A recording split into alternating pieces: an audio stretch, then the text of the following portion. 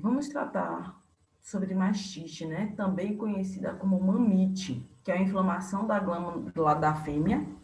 Normalmente, ela é causada pela presença de micróbios, né? E o mais conhecido é o Staphylococcus aureus, né? Que causa essa alteração inflamatória da glândula mamária, do úbere do animal, da fêmea. Lembrando que o úbere da cabra, da ovelha, ele é separado. Um lado não se conecta com o outro. Entendeu? Então, a gente pode ter uma mastite de um lado, de um teto, e não ter do outro, e vice-versa. Ou dos dois também. A mastite é uma importante causadora de perdas econômicas em caprinos e ovinos, né? O rebanho produtor de leite, ele é muito afetado, só que os produtores de cordeiros e cabritos também são bem afetados, certo? Por quê? Porque tem um prejuízo na quantidade do leite produzido, ou uma ausência de leite produzido naquela cabra parida. Então, a gente não vai ter subprodutos, né, na caprinocultura de leite, e não vai ter também leite para engordar, né, criar os cordeiros, né, os cabritos. Então, a gente tem prejuízo dos dois lados, certo? O animal, o cabrito, o cordeiro, né, o borrego, quando tá mamando ali, ele é onde pode se expressar mais o seu crescimento, mais rápido, em toda a sua fase de vida. É quando ele está no primeiro mês de vida. Então, imagine uma cabra com mastite não podendo amamentar, né, o seu cordeiro, ou o seu cabrito. Então, tem essa perda também, certo? Então, existem dois tipos de mastite, a mastite clínica e a mastite subclínica. A clínica, que a gente chama, é aquela que a gente consegue observar os sintomas que o animal tem de mastite. E a subclínica, a gente não consegue observar olhando o animal, né? Fazendo um exame clínico do animal, observando o animal. A gente não consegue observar essa mastite subclínica. Como é que a gente consegue observar uma mastite clínica, né, que a gente chama? Através do aumento da temperatura da mama. Lembrando que a mama da cabra né, parida, ela já tem uma temperatura um pouco mais elevada, mas o ordenhador, ele conhece seu animal. Normalmente, a criação de leite são animais bem conhecidos do produtor. Então, ele sabe que, ó, essa cabra aqui está mais quente, esse úbere, do que é o normal dela. O úbere também, associado a isso, com o úbere também fica endurecido, ou com feridas, né? A presença de leite talhado, pode não parecer leite na cabra, né? Durante a ordenha, e o animal também pode estar sentindo dor. E essa dor é observada tanto na hora de o ordenhador tocar naquele úbere, naquele teto, o animal vai se sentir desconfortável, né? Quanto aquele animal pode não deixar o filhote, né, o borrego, o cabrito mamar. Então, são sinais que a gente observa no animal que está com mastite. Pode aparecer todos os sintomas de vez, como pode aparecer um ou outro sintoma, certo? Ou, na mastite subclínica, não aparecer nenhum sintoma desses citados aqui. Devemos realizar, né, a linha de ordenha. Por que essa linha de ordenha? Para que a gente evite uma contaminação de uma cabra sadia para uma cabra que tenha mastite. E isso aqui deve ser colocado dentro do manejo da ordenha, certo? Essa linha de ordenha. Tem-se os preparativos, né, antes da ordenha, durante a ordenha, após a ordenha, e tem aí que ser implementado nessa sequência a linha de ordenha. Então, primeiro, quem é que vai ser ordenhado, como a gente vê na figura? Né? Tá em fila os animais, elas devem ser ordenhadas as primeiras cabras sadias, que nunca tiveram nenhum tipo de inflamação, inchaço do úbere, né? Mamas e tetas. Essas devem ser as primeiras ordenhadas, elas estão sadias e nunca tiveram mastite, certo? Ah, mas na minha propriedade eu não tenho um brete que possa deixar animais em fila. os animais vão estar separados dentro do curral e o ordenhador conhece quais são os animais que têm machiste e os que não têm. Então, pega primeiro aquelas cabras que são sadias e que nunca tiveram machiste. Depois, quem vai ser ordenhado na sequência? Ordenhou todas essas, agora vai ordenhar as cabras que estão sadias também, mas que elas já tiveram inflamação em inchaço do úbere, né? Mamas e tetas. Já tiveram uma mastite. Então, a segunda categoria a ser ordenhada são essas. Estão sadias, mas já tiveram, estão boas agora, né? E a terceira são as cabras que estão naquele momento com mastite, certo? Ou então aquelas cabras que têm grande incidência de mastite e após aquelas que estão naquele momento com mastite. Então, deverão ser ordenhadas cabras que sempre apresentam inflamação, inchaço no úbere, mamas e tetas. Como a gente vê aí na imagem, certo? Por que isso? Para evitar, imagine a gente ordenhar primeiro um animal que esteja doente para depois ordenhar um animal que esteja sadio. Mesmo tomando todos os cuidados, a gente ainda pode ter uma falha na limpeza das mãos, nos baldes, enfim. E está contaminado um leite de boa qualidade para um leite que está com mastite, certo? Com micro-organismo que não é desejável. Esse leite com mastite, ele não deve ser adicionado, essas cabras com mastite, dentro do balde com cabras sadias, certo? Eles não devem ser misturados. Um teste que é utilizado na nossa rotina, né, que a gente vai ensinar aqui para vocês agora, que deve ser implementado na rotina de ordenha, é o teste da canela pelada ou de fundo escuro, ou o teste da caneta preta, também chamado. Ela serve o quê? Serve para observar a saúde do úbero dos animais. Aqui a gente vai observar uma mastite clínica, certo? Tem cabras que vai apresentar todos aqueles sintomas de endurecimento do teto, como a gente falou aqui, né? E tudo mais, só que tem cabras que não vão ter aqueles sintomas, mas vai ter uns sintomas, claro, que é o leite talhado, a presença de grumos. Então, vai ordenhar. Então, como é que deve se fazer isso? Vai ordenhar os primeiros jatos de leite, fazendo descarte em balde apropriado. Não é dentro do balde que está todo o leite ordenhado, não. Pega essa caneca específica para isso, tira os primeiros jatos de leite, os primeiros 3 jatos, né? E observa, porque ali no fundo preto a gente vai conseguir visualizar, ver algum tipo de grumo, sangue, pus que esteja ali, certo? Faz da forma que está aí nas imagens. É bem simples a realização desse teste. Então, uma mastite clínica vai ter a presença de grumo, significa, então, que tem a mastite ou mamite, né? O leite vai estar talhado, alguma cor diferente do normal, né? E ele não deve ser aproveitado. Certo? Deve ser jogado fora esse leite que está dessa forma. Na mastite subclínica, como é que a gente vai conseguir detectar uma mastite subclínica? Utilizando o teste, o CMT, né, que é California Mastite Test, né, a sigla é o CMT, para descobrir essa mastite, que é a utilização de um reagente dentro desse objeto aí, onde a gente joga um pouco do leite, jatos do leite, vai mudar de cor. Só que esse é um teste que tem um custo, né? Então, nem sempre nossos produtores a gente vai estar poder utilizar esse teste. Outra forma também de você perceber a mastite subclínica é na questão da aferição, né? Da produção. Uma cabra que sempre veio produzindo muito bem, começou a produzir menos, aí já acende o sinal vermelho que aquela cabra ali pode não estar muito bem, pode estar com uma infecção. Se é uma cabra de grande produção leiteira, vale a pena estar adquirindo o teste, o CMT, para comprovar e fazer o tratamento, certo? Então, as cabras com mastite, elas devem ser separadas do rebanho e tratadas, né?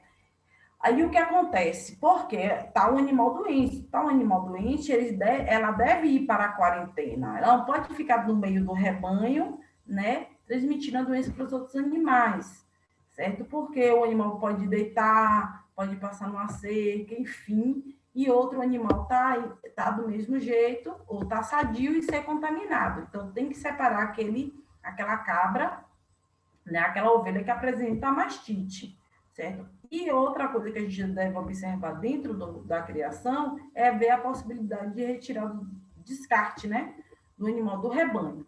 Uma ovelha, uma cabra que vem sempre apresentando mastite, é tratada de forma adequada, tudo direitinho, mas volta e meia ela vem apresentando mastite, o ideal é que a gente faça a retirada desses animais. Por isso, o interessante de ver a questão da aferição da produção e da escrituração zootécnica, onde lá nas observações tem se aquela cabra já teve mastite, às vezes que aquela cabra teve mastite, entendeu?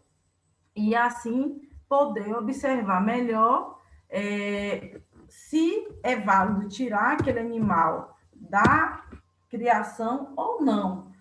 Lembrando que não é porque o animal teve mastite uma vez que a gente vai estar retirando aquele animal do rebanho, um animal que tem uma boa produção de leite, certo? Então, a gente tem que avaliar cada caso, certo? Se é um animal que a primeira vez ou segunda vez que teve mastite, mas é um animal que apresenta uma boa produção de leite, vale a pena manter no rebanho, tomando cuidado, avaliando mais de perto aquele animal, né, a produção daquele animal. Mas se é um animal que tem uma baixa produção de leite e já vem lá uma terceira, uma segunda, uma terceira, uma quarta mastite, a gente deve reavaliar, porque é um custo para se produzir um animal com mastite, não? E a gente trabalhando com produção, a gente sabe que tem gasto, então tem gasto no tratamento. Então, qual é o tratamento? Ensino para vocês aqui, né, como fazer o tratamento da mastite, é realizar a secagem do leite do úbero, tem que se fazer toda a secagem do leite do úbero e não deixar leite naquele úbero, certo? Porque se deixar ali o leite lá dentro, as bactérias vão se multiplicar muito mais facilmente.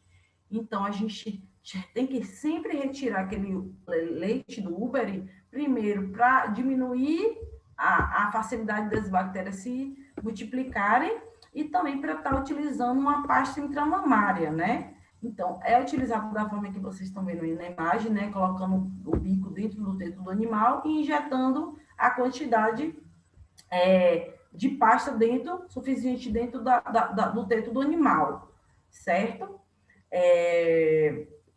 Então, isso aqui tem um custo, e quando a gente trabalha com produção, a gente tem que minimizar os custos de produção. Então, se a gente fica ali cuidando do animal várias vezes, o mesmo animal com mastite, um animal que já tem uma baixa produção de leite, não tem que se avaliar se realmente vale a pena manter aquele animal dentro do nosso rebanho leiteiro, certo? Dando esse prejuízo.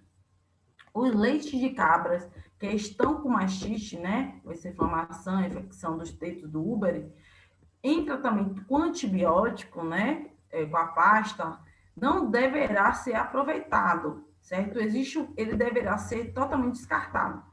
Existe um prazo, que é um período de carência, que é entre a utilização do antibiótico e poder utilização do leite. Então, cada antibiótico tem seu período de carência. Tem que ler a bula e respeitar, porque se utilizar esse leite antes desse prazo, vai ter resíduos de antibiótico dentro do leite. E a indústria, né, o laticínio, tem testes que vai identificar aquilo ali. E a gente também não quer estar produzindo um leite que tenha resíduo químico ali dentro, né? Não é o que nós da agricultura familiar buscamos, a gente quer um leite totalmente natural, certo? A gente não quer nenhum tipo de resíduo químico dentro do leite que se vai produzir, ou leite, ou o próprio leite, né? Fazer a comercialização do próprio leite, ou dos subprodutos como queijo, como a manteiga. Então, tem que respeitar esse período de carência, né, que é o período entre a utilização do antibiótico e poder utilizar o leite daquele animal, certo? Isso é muito sério e se for repassar ainda mais para uma indústria que é certificada, na indústria existem testes que vão detectar a presença desses antibióticos no leite. E além de diminuir a confiabilidade na criação, né? Então, A gente tentando diminuir isso aí, ou eliminar essa questão dos resíduos antibióticos, né, desses tratamentos químicos, a gente tem um tratamento para mastite alternativo e natural, que é a utilização da pasta, né, intramamária feita com babosa, né, que é a aloe vera, que a gente conhece e tem muito no nosso território. Então, a gente pode estar utilizando essa babosa para fazer o tratamento no lugar das pastas intramamárias com antibióticos químicos, né? Essa babosa, ela é um grande anti-inflamatório, a babosa tem propriedades anti-inflamatórias conhecidíssimas para várias doenças, e uma delas é a mastite, certo? Então, como é que se faz? Faz a retirada das cascas, né, da folha da babosa, da casca da folha da babosa, e vai retirar o gel da babosa, como a gente vê nas imagens aí, né, do técnico fazendo isso. Retirou o gel da babosa, certo? Antes de aplicar esse gel da babosa no animal, o que é que deve se fazer? Retirar todo o leite que é possível tirar dentro daquele teto, certo? Então, o animal que já está com a mais avançada vai ter muito grumos, né? Com sangue, com pus, como a gente vê nessa primeira imagem aí da vasilha, entendeu? Então, vai ter que tirar todo esse grumo, todo esse pus, ordenhar todo o leite que ainda tem ali, residual, né? E vamos limpar esse teto, lavar o teto, né? Com água clorada, limpar com papel toalha ali, jogar esse papel toalha de forma adequada e também com esse resíduo de leite com grumos fora de forma adequada para não estar contaminando o ambiente, né? Que os outros animais estão. Então, faz-se o extrato dessa babosa, né? Do gel da babosa, faz a limpeza do teto, né, e a extração dos grumos que tem ali dentro, né, lembrando de utilizar papel toalha, não um paninho para não estar contaminando o ambiente e outros animais. Vai machucar aquele gel da babosa, né, vai colocar o gel da babosa, a gente pode utilizar essas seringas intramamárias, que já foram utilizadas em outros tratamentos, né, guarda essas seringas intramamárias, certo? Aí vai puxar, colocar dentro dessa seringa esse gel da babosa, certo? Aí tá a seringa pronta com o gel dentro, né? Vocês observem, 5 ml, utilização de 5 ml, e vai aplicar, como aplica os antibióticos intramamários, dentro do teto, certo? O ideal é que se faça nos dois, mesmo que um só apresente, mas pode fazer no outro também, certo? Como é um medicamento natural, não tem contraindicação, certo? Como vocês veem na imagem. Então, é um tratamento bem rápido, simples. Tem um técnico, né, Leonardo Cunha, ele fez um estudo demonstrando a eficiência, né, da utilização da babosa no tratamento da mastite. Esse tratamento é utilizado há muito tempo e esse técnico, né, Cunha, de 2017, fez um estudo mostrando, né, em quantas aplicações os animais se curaram da mastite, né, através do que ele observou o quê? A redução de grumos, né, depois da utilização da babosa. Então, ele utilizou 3 animais na primeira aplicação, teve uma redução de 10% no primeiro animal, de 5% no segundo e 5% no terceiro animal. Na segunda aplicação, teve uma redução de grumos no primeiro animal de 40% e nos outros 2 animais de 20% cada. Na terceira aplicação da babosa intramamária, teve uma redução de 100% dos grumos, né, do primeiro animal, 50% dos grumos do segundo e do terceiro animal. Na quarta aplicação, já o primeiro já estava totalmente sem nenhum tipo de grumo, certo? Então, nem foi avaliado a porcentagem de grumos, porque não tinha nenhum. No segundo e no terceiro teve uma redução de 100% dos grumos. Então, não tinha mais grumo também a partir da quarta aplicação em todos os animais. Certo? Então, com isso aí, ele comprovou que realmente a utilização do tratamento da mastite é muito eficaz.